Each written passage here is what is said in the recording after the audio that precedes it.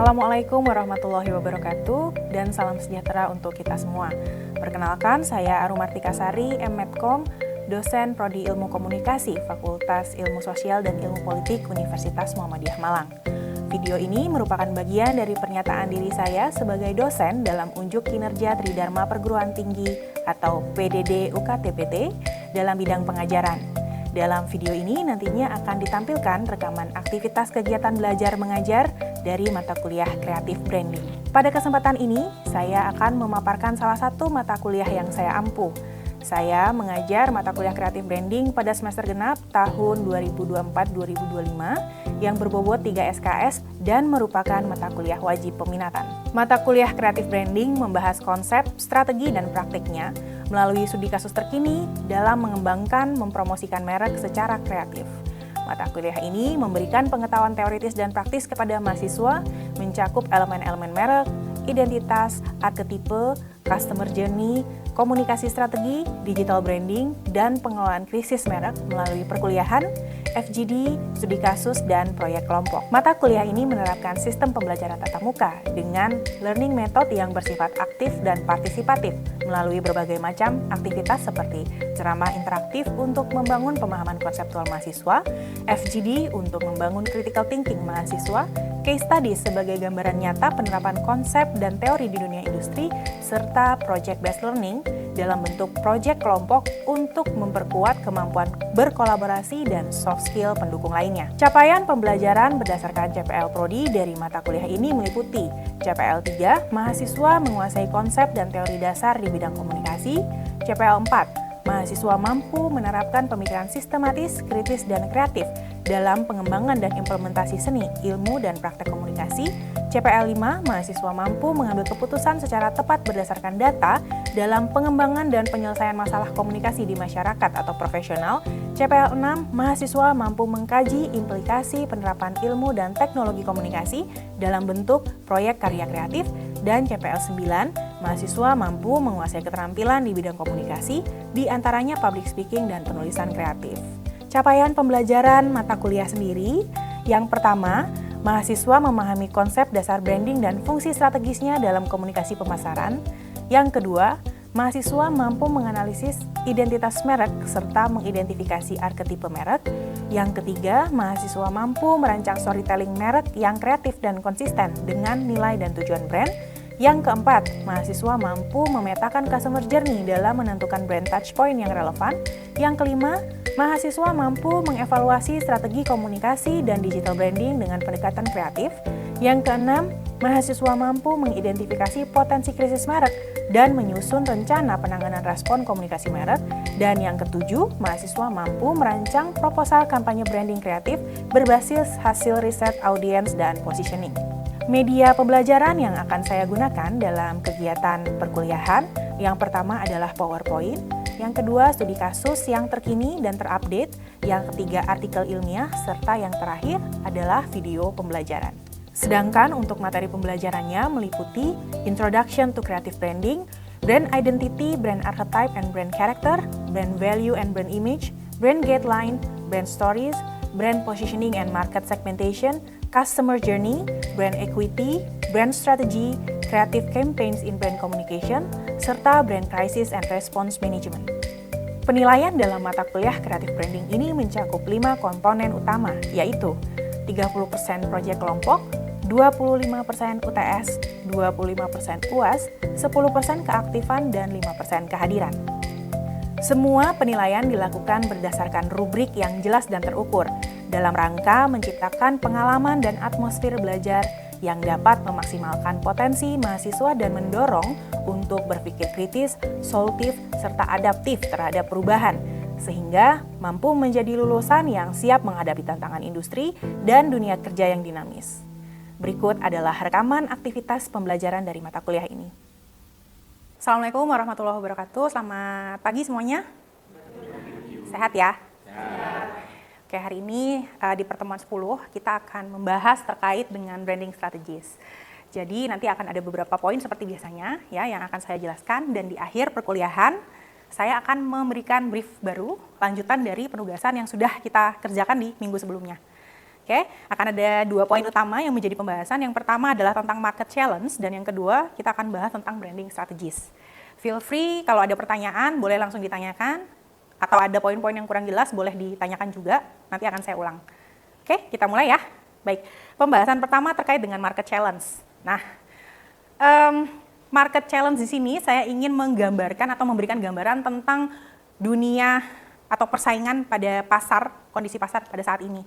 Ya, sebelumnya kita sudah sempat membahas tentang yang namanya brand life cycle, ya kan? Bahwasanya ternyata sebagai brand, kalau kita lihat dia itu bisa punya masa hidup yang mulai dari awal, ya, ibarat katanya sebagai embrio di poin discovery ini masih embrio. Kalau kita jadi manusia itu kan mulai dari masa kandungan gitu ya, kemudian diberikan nutrisi dan lain sebagainya. Nah, brand itu ketika dianggap sebagai masa kandungan tadi ya, dia itu adalah proses pengembangan mulai dari produk sampai ke brandnya itu sendiri. Nanti dia kemudian akan dilahirkan di fase middle ini, launch ya, kemudian dia akan dilahirkan, diperkenalkan dan dipromosikan.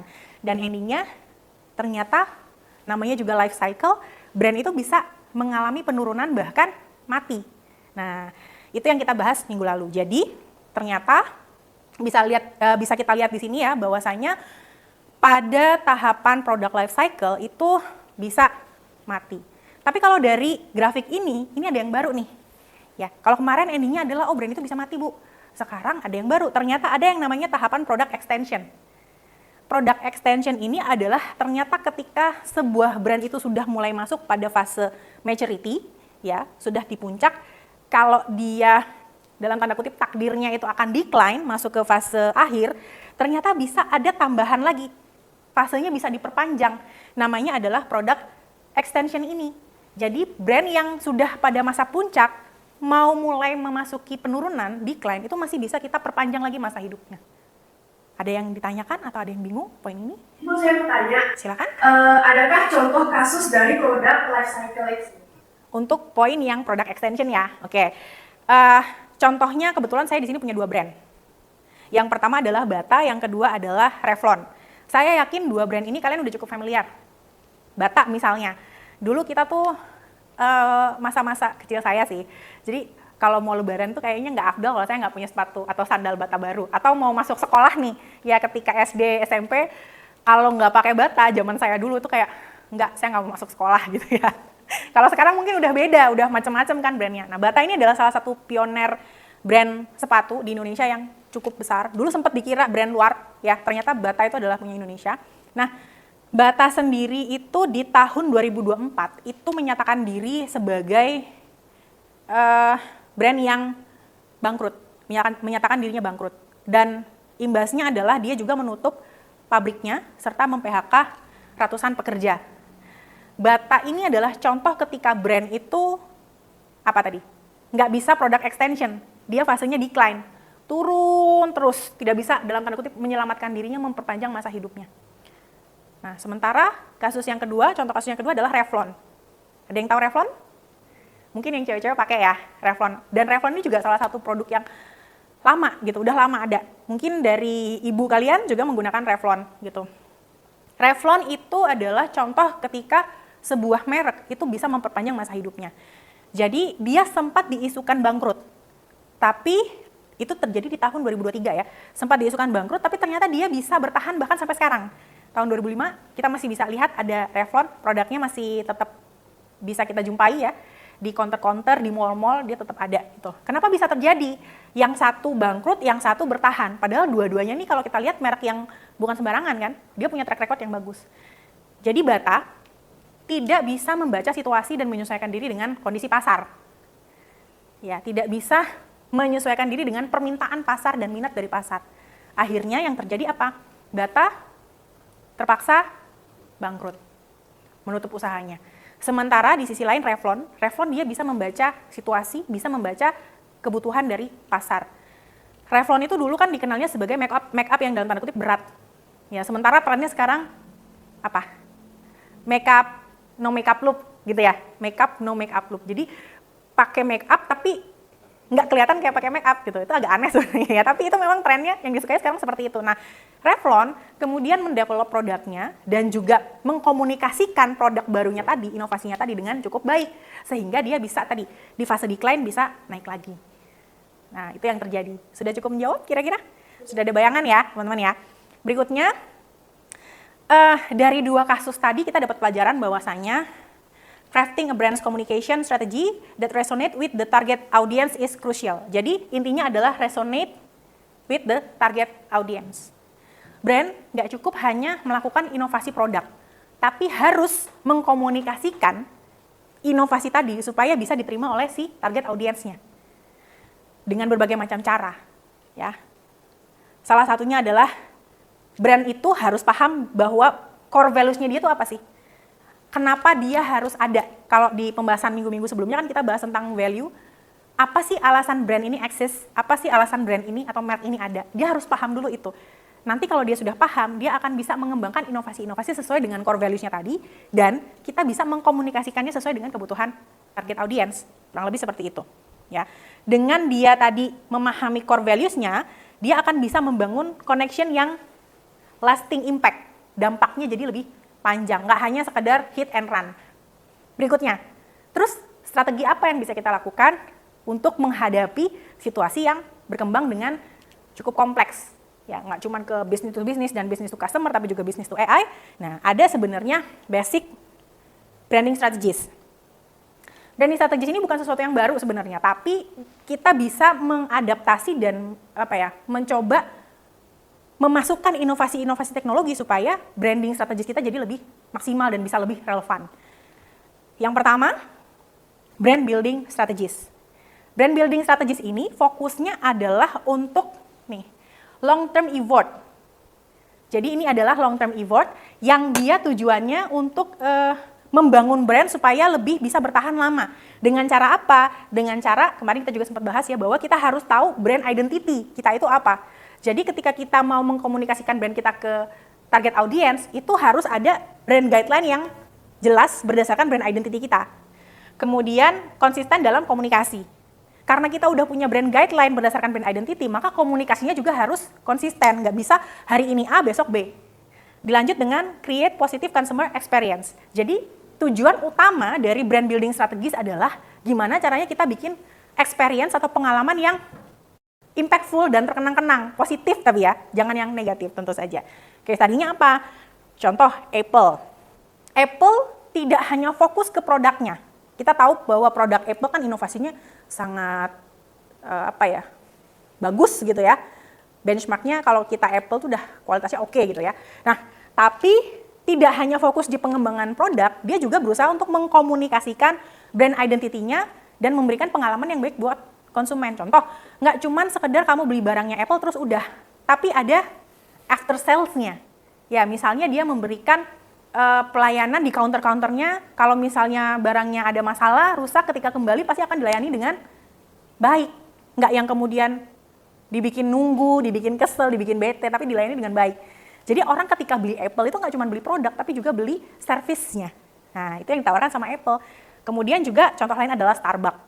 Kalau kita masuk Starbucks, meskipun misalnya buat beberapa orang kopinya Starbucks biasa aja sih, tapi pelayanannya itu yang memberikan experience yang berbeda sehingga banyak yang jadi Starbucks lovers gitu ya. Lebih milih Starbucks karena ya servisnya, bukan karena cuman produknya aja. Itu contohnya. Yang berikutnya adalah brand existence strategy. Brand existence strategy ini dia fokusnya adalah maintaining a brand present and relevant with competitive market. Gimana caranya supaya brand itu bisa agile atau bisa adaptasi dengan situasi yang ada, yaitu dengan cara membuat brand selalu relevan. Sekarang trennya apa? Brand saya, core value-nya bisa nggak dibawa ke tren itu? Kemudian maintaining consumer loyalty. Jadi gimana caranya tidak hanya sekedar mikirin untuk dapat konsumen baru, tapi konsumen yang udah ada nih gimana dipertahankan loyalitasnya. Ya, contoh strateginya Aqua. Siapa sih yang nggak tahu Aqua? Iya kan? Itu udah brand kalian belum lahir aja aku udah ada gitu ya. Nah, tapi sampai sekarang kamu bisa ngelihat bahwa Aqua terus melakukan promosi. Ya kan? Beriklan di televisi, beriklan di sosial media, bikin konten, bikin campaign. Itu biar apa? Biar nih, dia tetap relevan sama konsumennya. konsumennya tipenya berubah, karakternya berubah, dia ikut berubah. Tidak hanya pada gaya promosinya ya, tapi juga dia menyesuaikan dengan membuat program-program yang bisa membuat audiens itu memahami bahwa Aqua adalah brand yang seperti apa. Dia punya core value yang bagaimana.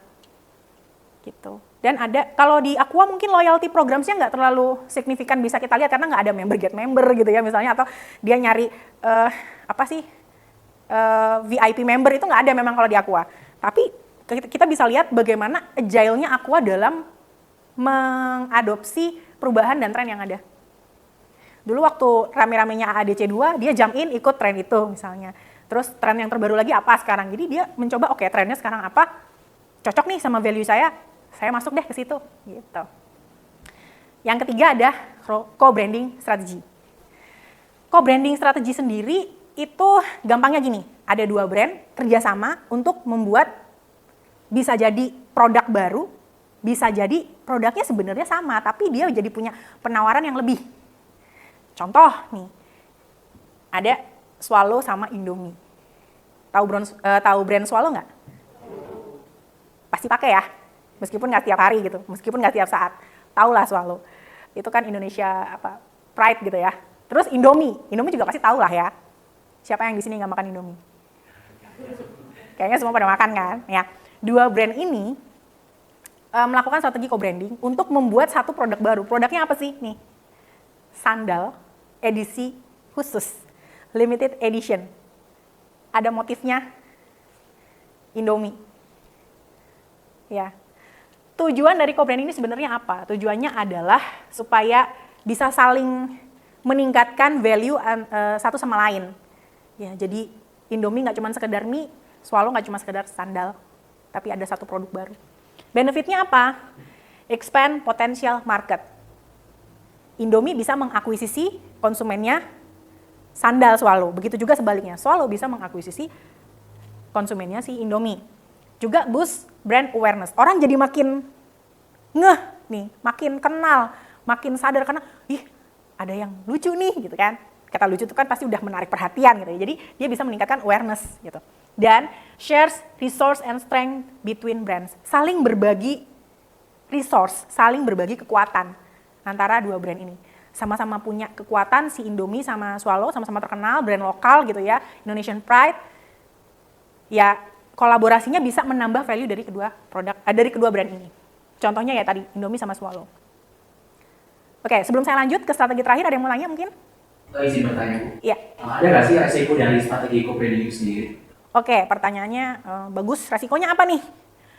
Jadi kalau misalnya brand yang bekerja sama, yang melakukan co-branding itu value-nya nggak sama, nggak cocok, yang terjadi adalah bisa dua-duanya fail, ya, bisa dua-duanya blunder, atau salah satu brand itu bisa kalah dari brand yang lain. Gini, kira-kira contoh ya, kalau misalnya Indomie kerjasamanya nggak sama Swallow, kerjasamanya sama Zandilac misalnya, tahu kan ya produk Zandilac sandal juga. Kira-kira bakal se-booming ini nggak? Kenapa? Karena kayak ya udah gitu aja gitu, nggak ada value lebihnya gitu.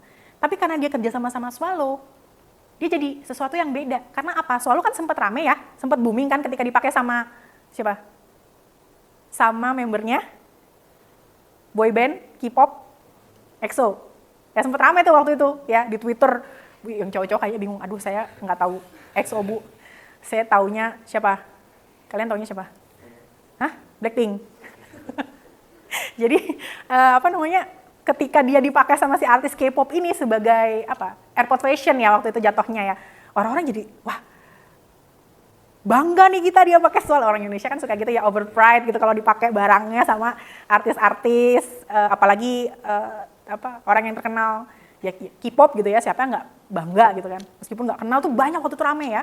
Ketika si Sehun, waktu itu nggak salah Sehun yang pakai si sandal jepit ini itu gengsinya si Swallow tuh jadi naik kelas waktu itu. Nggak cuman dikenal sebagai sandal jepit yang dipakai ketika Jumatan. Gitu kan, kalau Swallow kan biasanya gitu ya. Orang tuh ingetnya, oke, dia nih sandal yang biasa kita pakai Jumatan. Tapi begitu dipakai Sehun, value-nya jadi naik. Brandnya tuh jadi kayak, wih gengsi nih. Gengsinya dapet nih gitu kan. Karena dia dipakai sama Sehun, mau sekeren Sehun ya bisa nih ternyata dengan Swallow gitu. Akhirnya Swallow punya satu bargaining position yang menarik gitu, bahwa dia itu adalah kebanggaan Indonesia. Kalau Indomie udahlah, kita udah tahu ya, Indomie itu dalam tanda kutip sekalian apa gitu. Bahkan dia jadi produk mie instan nomor 1 di mana, di Afrika kalau nggak salah, Nigeria atau di mana itu ya. Itu kita juga punya kebanggaan terhadap si Indomie. That's why perkawinan antara si Indomie sama Swallow itu jadi ya cocok aja gitu.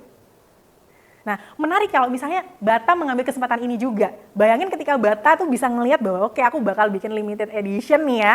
Sepatuku aku collab sama Indomie, itu juga mungkin bisa akan memperpanjang tadi masa hidupnya. Sayangnya dia kurang adaptif gitu terhadap tren.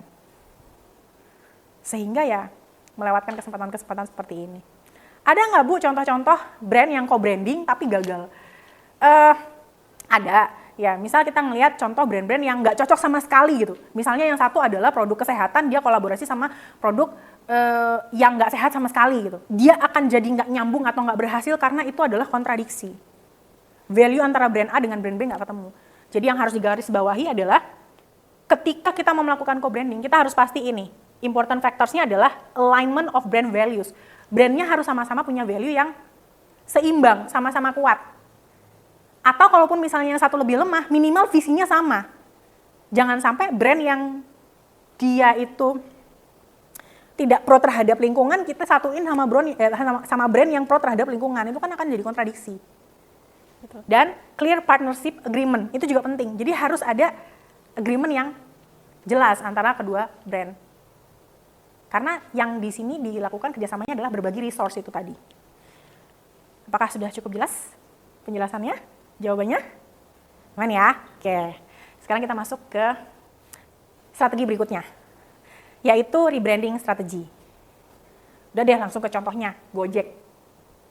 Contoh rebrandingnya apa? Tahu dulu Gojek kan terkenal dengan perusahaan apa?